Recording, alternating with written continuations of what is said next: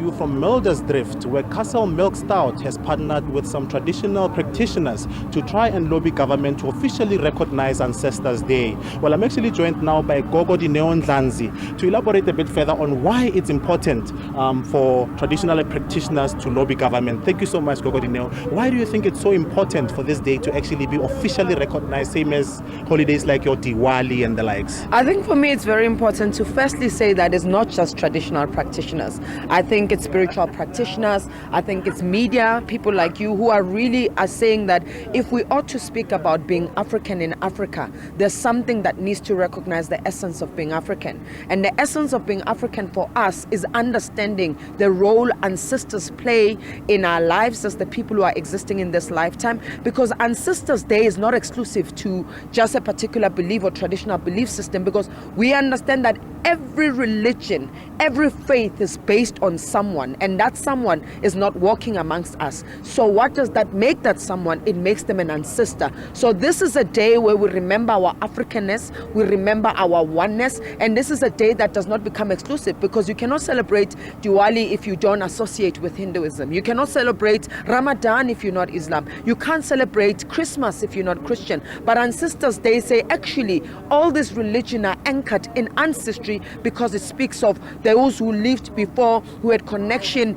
and heightened relationship with divinity. So we're saying on this day, it's a day of unification. It's a day where we return to oneness, but remember that Africa is the cradle of humankind. So we cannot surpass the African identities and rituals that anchor us as Africans. And what do you say to those that say that, in as much as you believe in ancestors, it's devil worship? And what do you think maybe this day being placed on the calendar, how would it do in order to quell those negative perceptions that are there, by those that are maybe Christians and those who believe in other denominations? So the problem with monopolized religion, it wants to claim superiority over everything else, because unless it's my way, then it's the devil's way.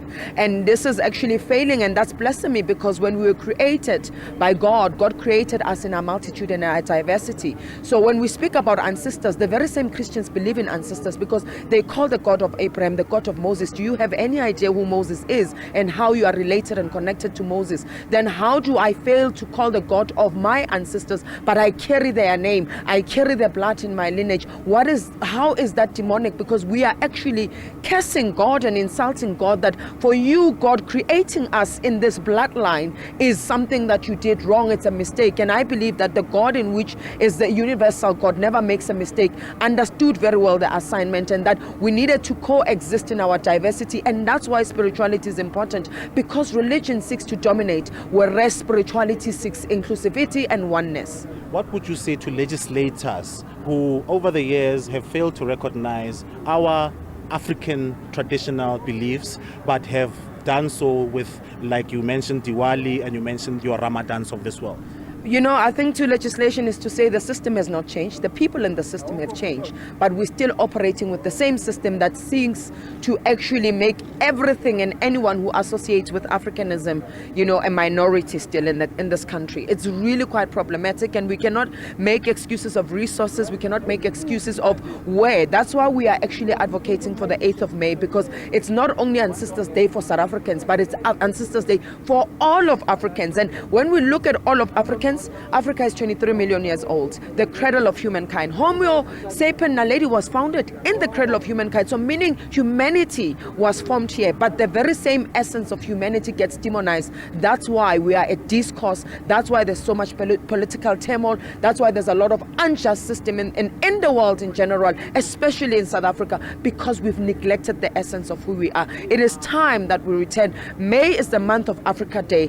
8th is a very powerful number. It's a number of infinite possibilities. So with this day, there's so much that can change with positivity, making sure that we do not forget who we are, because they were so we could be. We cannot forget our ancestors. Whether you want to go into church and pray, whatever, but all these religions are anchored in Ancestors Day. But African spirituality has been left behind because it's been demonized. But we're saying that we're not asking to be included. We are actually saying let us reclaim the space, because we in Africa after all. In China, the Chinese don't need to explain to the rest of the world who've come to China why they do the things that they do. But we as Africans, every time we need to explain, because monopolized religion has seemed to want to take superiority over our lives, and it's actually collapsed us. And it's time we reclaim that we are actually also enough in our Africanness.